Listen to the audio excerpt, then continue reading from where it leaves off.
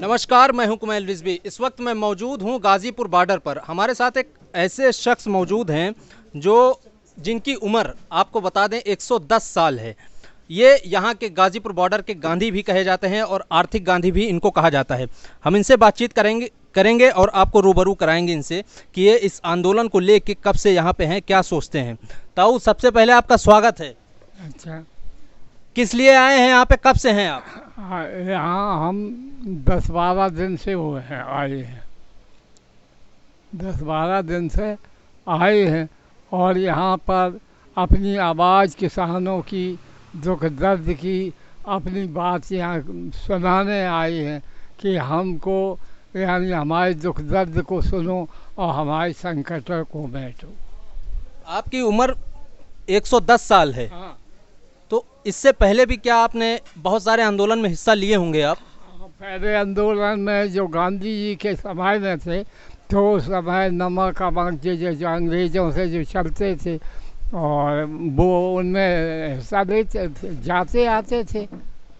और जैसे सुभाष चंद्र बोस की वो है, पकड़ गए थे जापान में, तो वो मेरे सामने, तब मैं उसमें भर्ती नहीं थे, मेरे चाचा भर्ती थे और वो बाद में आए थे अंग्रेज़ों से। फिर उन्होंने युद्ध किया, बहुत यहाँ तक यानी यहाँ बिहार तक आए गए थे। वहाँ पर बम हमारे निगट गए, इसलिए इधर गांधी जी थे तो ये शांति अहिंसा का चलते थे। तो इसलिए जो 26 तारीख मनाई जाती है वो सुभाष चंद्र बोस की जीती हुई भूमि की मनाई जाती है। और इधर जो 15 अगस्त है ये गांधी जी की अहिंसा का मनाया जाता है। इसलिए भारत में ये दो पर्व बन गए हैं। और फिर जो सुभाष चंद्र बोस थे उनको अपराधी ठहराया गया और हमारे जो देश के बड़े बड़े नेता थे वो अपराधी ठहराए गए। भगत सिंह आज जो थे उनको फांसी लगवाई दी गई।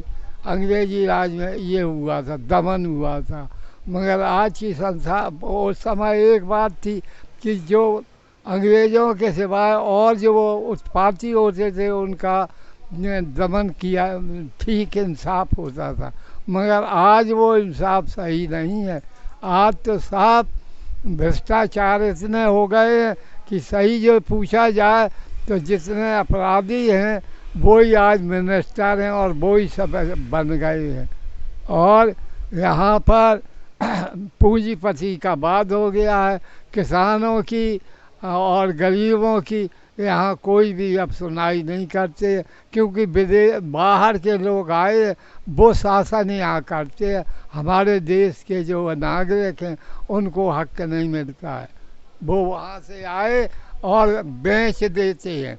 अच्छा, आपकी उम्र 110 साल है, आपकी पैदाइश 1911 में हुई है शायद। हाँ। आपने गुलामी का भी दौर देखा। आपने गुलामी का भी दौर देखा, उसके बाद आज़ादी भी आपने देखा। तो उसमें क्या फ़र्क नज़र आ रहा तब में और अब में?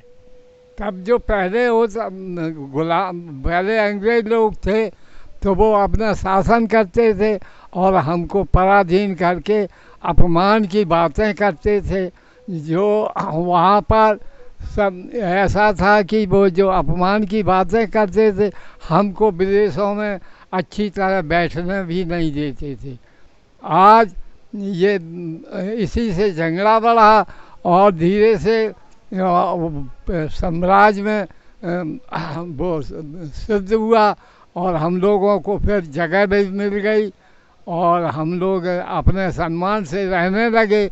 मगर आज तो ये जो लोग हैं, जो सरकारें हैं, वो अपनी किसानों की या गरीबों की हमदर्द को नहीं सुनते हैं और धीरे धीरे हम सब लोगों को परेशान करते हैं। पैसा अपने पास कर लेते हैं, फिर मनमाने भाव और तोल करते हैं। किसान पैदा तो करता है मगर उसे ठीक मूल उपभोग नहीं मिलता है। गोरे अंग्रेज़ों से ये काले जो हैं यहाँ के वो अधिक खतरनाक हैं। अच्छा, आपने बहुत सारे आंदोलन देखे हैं। ये जो किसान आंदोलन है इसको 8 महीने होने वाले हैं। इतना लंबा समय तक कोई आंदोलन का हिस्सा रहे हैं आप? नहीं, पहले पहले भी आंदोलन चलते थे। गांधी जी के ज़माने में बहुत आंदोलन चलते रहते थे, कहीं यहाँ कहीं वहाँ, ऐसा होता रहता था।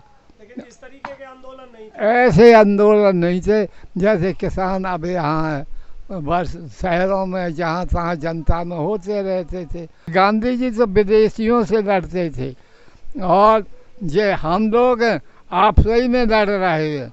यहाँ की जनता ही में कुछ लोग गुमराह कर देते हैं, इतने पढ़े लिखे नहीं हैं, हमारी बच्चों की शिक्षा नहीं है जो हम उसे समझ सकें, और उनकी बातों में आके हम ठग जाते हैं। वोट अपना दे देते हैं और फिर वो मनमाने ढंग से अपनी कुर्सी पर बैठ जाते हैं और हम लोगों को भूल जाते हैं। यही हमारी दशा पुराने ज़माने से। अच्छा, कहा जाता है कि आंदोलन में बहुत ताकत होती है, किसी भी सरकार को ये बना सकते हैं और बिगाड़ भी सकते हैं, गिरा भी सकते हैं। तो ये इसका असर क्यों नहीं हो रहा है? इस आंदोलन का असर क्यों नहीं हो रहा है सरकार पे? हाँ, ये जो आंदोलन जो है संगठन है, वो संगठन इकट्ठा जब हो जाए तो फिर यानी कितनी भी बड़ी बड़ी सरकार हो या कोई भी चीज़ हो, उसको वो हटा देती है, कर देती है। चींटी है वो बड़े बड़े सांपों को और तिनका एक एक बड़े बड़े हाथियों को बांध देता है संगठन में। जब हमारा संगठन मजबूत हो जाएगा तब ये सरकार को बांध करके हम निकाल देंगे। अब हम उसी बंधन के लिए निकले हैं, अब चेत रहे हैं, प्रचार कर रहे हैं कि सब लोग संकट करके ये जो बड़े बड़े हाथी हो गए हैं जो हमारे सारे गन्ने खाए जाते, इनको बांध करके ठीक लगा दो हिसाब पर, और ये हमारी कमाई हुई को बर्बाद ना करें, और हमारी देश की सुरक्षा व्यवस्था हमेशा बनी रहे। अच्छा, आपका अनुभव क्या कहता है कि सरकार कुछ इसमें सुनेगी, आप लोगों की बात मानेगी? बात तो बस बेबस मानेगी, बात तो बस और बेबस मानेगी। समय हमेशा पलटता रहा है, और अब ये थोड़ी दिन की सरकार है, तो ये सरकार थोड़े ही दिनों में हम आशा करते हैं कि ये ख़त्म हो जाएगी, और नई सरकार जो हमारे किसानों की है वो सब यहाँ पर आएगी और अपने काम को सुरक्षा करेगी। इसलिए यह अच्छा है कि ये जो काले कानून बनाए हैं इनको वापस ये ले लें, तो इनकी एक थराई हो जाएगी कि जाते जाते मरते मरते कुछ अच्छे बोल तो बोल गए, कुछ सुख को तो आदमी को दे गए, मगर अगर ऐसा नहीं किया तो ये सरकार बदलनी, हमको बदलनी है।